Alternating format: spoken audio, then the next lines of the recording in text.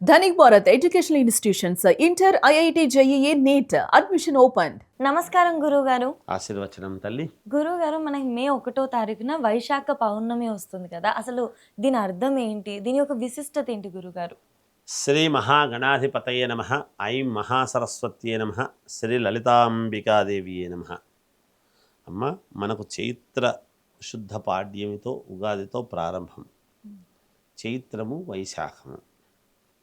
ఏ పౌర్ణమికైనా పుణ్యమే ఉంటుంది గాక.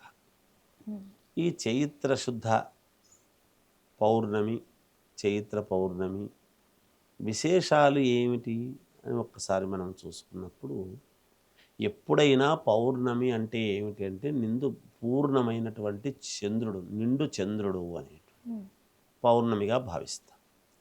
పౌర్ణమి నాడు ఏం చేసుకుంటే బాగుంటుంది అంటే, మన మనస్సుకు తగినట్టుగా, మన మనస్సు ఉత్సాహము పొందేట్టుగా, మన మనస్సుకు మేలు జరిగేట్టుగా, అలాగే తల్లి యొక్క అనుగ్రహము పరిపూర్ణముగా మనకు మేలు పొందాలి అని అనుకున్నప్పుడు, చంద్రుడు మనఃకారకుడు, మాతృకారకుడు కాబట్టి రోజు తల్లికి నమస్కారం చేసినా చేయకపోయినా పౌర్ణమి నాడు గనక తల్లికి నమస్కారం చేసినాము అంటే పరమ పుణ్యప్రదముగా మనకు మేలు జరుగుతుంది అని ఉంది శాస్త్రంలో. పౌర్ణమి నాడు అలాగే పౌర్ణమి నాడు ఎందుకు సత్యనారాయణ స్వామి వ్రతం పౌర్ణమి నాడు చెయ్యాలి అని అంటారు అంటే, సత్యము కాబట్టి.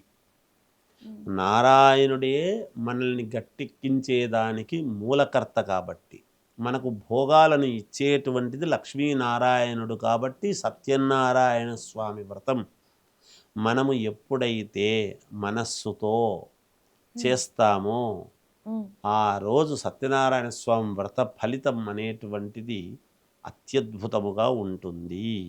అయితే ఎక్కడ చేస్తే ఫలితము? నదీ తీరములో కానీ, అరటి తోటలలో కానీ చేస్తే చాలా 3 రెట్లు 4 రెట్లు ఫలితం అన్నాడు. మన కథల్లో కూడా చెప్తాడు, ఒక నదీ తీరమున రాజు చేస్తున్నాడు అని వింటాము కదా. అవును గురుగారు. మరి అందువల్ల అంటే పారుతూ ఉండేటువంటి నీటి ప్రవాహము దగ్గర గనక చేస్తున్నారు అంటే చాలా యోగదాయం. ఎందుకు నీటి ప్రవాహం దగ్గర చేస్తే యోగం అవుతుంది అంటే, మనకు ఏది శుద్ధి జరగాలన్నా నీటితోనే. అపవిత్ర పవిత్రోవా అని మనం గంగే జమునే చైవా గోదావరి సరస్వతి నర్మదా సింధు కావేరి జలేశ్వరి అన్ని పేర్లు, నదుల పేర్లు చెబుతాం మనం. ఆవాహన చేసేది కలిశోదకం అక్కడే కదా. అటువంటి ఏ నది పారుతూ ఉండినా ఆ నీటి మీద చంద్రుడి యొక్క కిరణాలు పడటము వలన ఆ నీటి దగ్గర మనం ఎప్పుడైతే చేస్తామో వాటి యొక్క ప్రభావము దిగ్దిగంతాలకు ఉంటుంది అని శాస్త్రం చెబుతుంది. అందుకనే 3 రెట్లు 4 రెట్లు ఫలితం వస్తుంది అని. మరి ఇంట్లో ఉండదా గురువు గారు? ఈ రోజుల్లో నది దగ్గర వరకు పోయేటువంటి దానికి అవకాశము లేదు కాబట్టి, అందుకనే ఇల్లంతా కూడా నీటితో శుద్ధి చేసి, ఈ రేపు వ్రతం చేస్తున్నాము అని ముందు రోజే తలంపు తలుచుకొని మరుసటి రోజు శుద్ధి చేసి మళ్ళీ దేవుడి పూజ చేస్తూ ఉండేటువంటి వ్రతం ఏదైతే చేస్తున్నామో చేస్తున్నటువంటి స్థానంలో మళ్ళీ అలికి 5 రంగులతో చూర్ణములతో ముగ్గులు పెట్టి, దాని మీద వస్త్రము పరిచి, దాని మీద ధాన్యము పోసి, దాని మీద మళ్ళీ ఒక పీట పెట్టి, దాని మీద మళ్ళీ బియ్యం పోసి, మళ్ళీ దేవుడి ప్రతిమ పెట్టాలి అని చెప్తున్నాం మనం. ఎందుకు అంటే, ఒక ఆసనం భగవంతుని వచ్చి కూర్చోవాలి అని అంటే ఇక్కడ కూర్చోబెట్టాలి అని అనుకున్నప్పుడు ఆ స్థానం ఎట్లుండాలి? పరమ పవిత్రంగా ఉండాలి. అలా శుద్ధి చేసి పిలుచుకొని చేసేటువంటి కార్యక్రమాల్లో భాగంగా మనం చేస్తున్నాం. పౌర్ణమి అనేటువంటిది మనఃకారకుడు కాబట్టి, మన మనస్సులో ఉండేటువంటి కోరికలు సత్వరమే నెరవేరాలి అంటే పౌర్ణమి నాడు చెయ్యి, నువ్వు తలుచుకో అన్నాడు. ఇంకా ప్రతి పౌర్ణమికి ఏమి అంటే, ఈ నాడీ వ్యవస్థ వెన్నెముక భాగము కింది భాగం కూర్చునేటువంటి భాగంలో కొంతమందికి చాలా ఇబ్బందులు ఉంటాయి. ఇలా కూర్చోలేకపోతారు ఎక్కువసేపు. అంటే దీన్ని ఏమంటారు ఇక్కడ ఈ నడుము దగ్గర ఉండేటువంటి ఇదిలో కొంచెం నొప్పి వచ్చి డ్రైవింగ్ చేసిన దాని వల్లనో లేకపోతే స్కూటర్ నడుపుతూ ఉండేటువంటి దాని వలనో ఏదో స్పాండిలైటిస్ ఏదో అంటారు దాన్ని అంతా. ఓకే. అక్కడ ఏదో ఇబ్బంది అంటే నాడీ వ్యవస్థ ఆ కింది నుంచి ఈ వెన్నెముక పై వరకు వచ్చి ఇలా ఉంటుంది. అవును.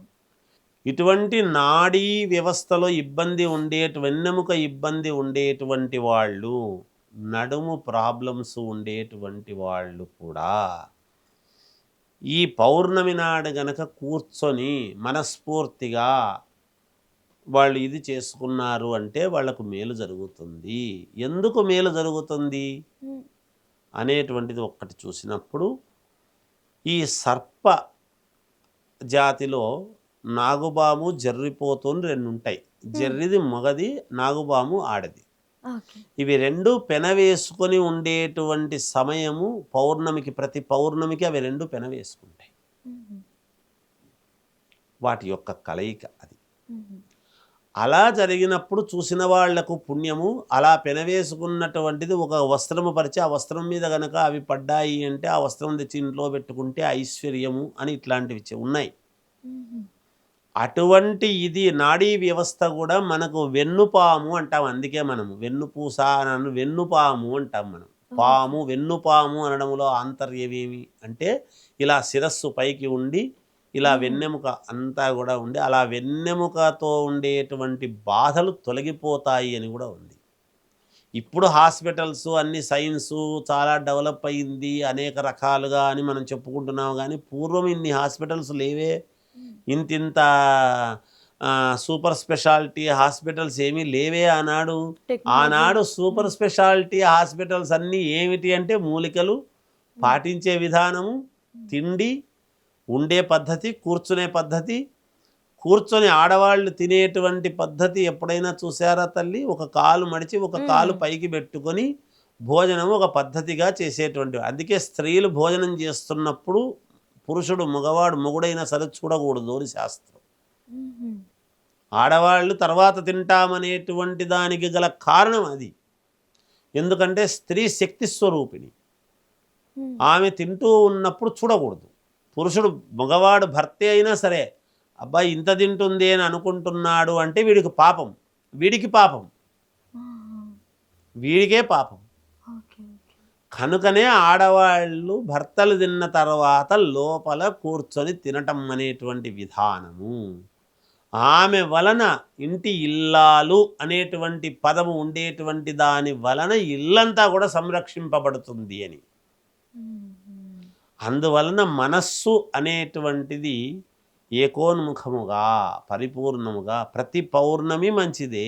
కార్తీక పౌర్ణమి అయితే యోగము, ఇంకో పౌర్ణమి యోగం లేదు అనడానికి లేదు. ఎప్పుడూ నిండు చంద్రుడే. చంద్రుడు ఎవరు? లక్ష్మీదేవికి సోదరుడు. కాబట్టి అటువంటి చంద్రుణ్ణి నెత్తిన పెట్టుకున్నటువంటి పరమేశ్వరుడు అనుగ్రహించడానికి మేలవుతుంది కదా మనకు. అవును. కాబట్టి సకల దేవతానుగ్రహము కలుగుతుంది. పౌర్ణమి నాడు గనక మనము పూజ చేసుకుంటే మేలు జరుగుతుంది. ఒక సత్యనారాయణ స్వామి వ్రతం చేసుకోవచ్చు, ఒక జపము చేసుకోవచ్చు, ఒక తపము చేసుకోవచ్చు. ఏది చేసుకున్నా పుణ్యప్రదమే. ఈ పౌర్ణమికి ఆ పౌర్ణమికి మనం ఏవేవో కథలల్లి ఈ పౌర్ణమి ఇన్ని సంవత్సరాల తర్వాత వచ్చింది, అన్ని సంవత్సరాల తర్వాత అది చెప్పిన తర్వాత కూడా మరి ఆ మనుషులకు ఏం జరగలేదంటారు కదా.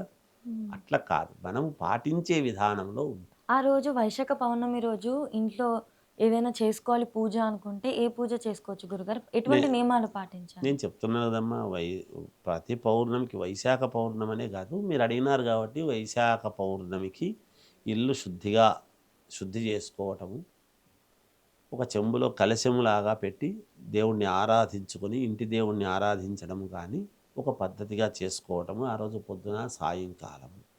ఎందుకు? సాయంకాలంకు చంద్రుడికి ఆధిపత్యం, ఉదయం సూర్యుడికి ఆధిపత్యం. మనము పౌర్ణమి అంటున్నాం. అందుకే అసుర సంధ్య వేళ తథాస్తు దేవతలు తథాస్తు అనేటువంటి సమయము సాయంకాలము, ఆ గోధూళి వేళ. ఆ సమయంలో గనక మీరు ఏది చేసినా, సత్యనారాయణ స్వామి వ్రతం కూడా సాయంకాలం పూట చేయాలని చెప్పారు. మనం అవసరం కొద్దీ పొద్దున పూట చేసి అందరికీ భోజనాలు, మళ్ళీ సాయంత్రం ఎవరు వస్తారు ఎవరు రారు అనేటువంటి ధోరణితో మనం చేసుకుంటున్నాం. ఉమ్, కానీ సాయంకాలం చేస్తే వచ్చే ఫలితాలు వేరు. ఉమ్, అందువల్లనే సాయంకాలం పూట వీళ్ళు ఏ పూజ చేసుకున్నా, జపము చేసుకున్నా, తపము చేసుకున్నా, స్వామిని ఆ ఇంటి దేవుణ్ణి అనుకున్నా, ఎవరిని అనుకున్నా, తల్లికి ఆ సమయంలో కేవలము తల్లికి శిరస్సు వంచి పాద నమస్కారం చేసినా ఉమ్. పుణ్యప్రదం.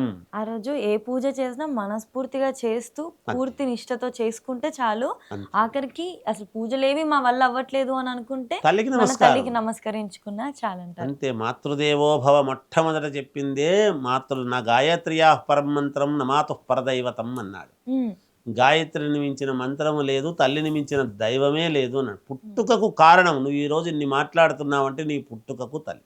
అవును. అందుకే యతీశ్వరుడైనా సన్యాసి అయినా తల్లికి మాత్రమే నమస్కారం చేయాలి. ఉమ్, ఉమ్. ఖచ్చితంగా గురుగారు మీరు అదే. చెప్పినట్లుగా వైశాఖ పౌర్ణమి నాడు చేస్తే బాగుంటుంది. కానీ వైశాఖ పౌర్ణమికే చేయాల్సిన అవసరం లేదు. ప్రతి పౌర్ణమి యొక్క విశిష్టత అంతే ఉంటుంది కాబట్టి అందరూ కూడా పౌర్ణమి నాడు మీరు చెప్పినటువంటి పూజ కానివ్వండి, స్మరణ కానివ్వండి, లేదా ధ్యానం చేసుకోవడము, అమ్మకి నమస్కరించుకోవడము, ఇటువంటి చేసినా కూడా అంత బాగుంటుంది. బాగుంటుంది తల్లి. వివరంగా చెప్పారు గురుగారు. ధన్యవాదాలు. జయోస్తు.